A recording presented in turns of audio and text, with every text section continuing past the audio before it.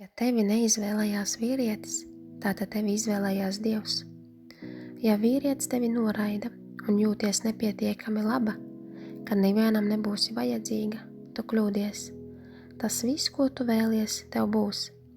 Tu bieži neaizēji pati no situācijas, no attiecībām, no darba, ne pati atsakies no tā, kas tevi neciena, neizvēlas, un tāpēc tev vajag no otras puses, no otra cilvēka noraidījumu, lai tevi izvestu ārā.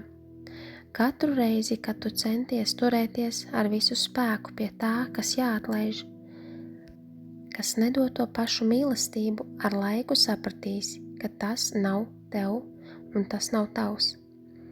Dzīve izrauj no rokām, lai tu saproti, ka tas tev kaitē.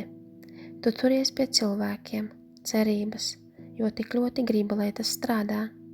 Tādā veidā tu atturi to, ko Dievs tev ir paredzējis, sagatavojis.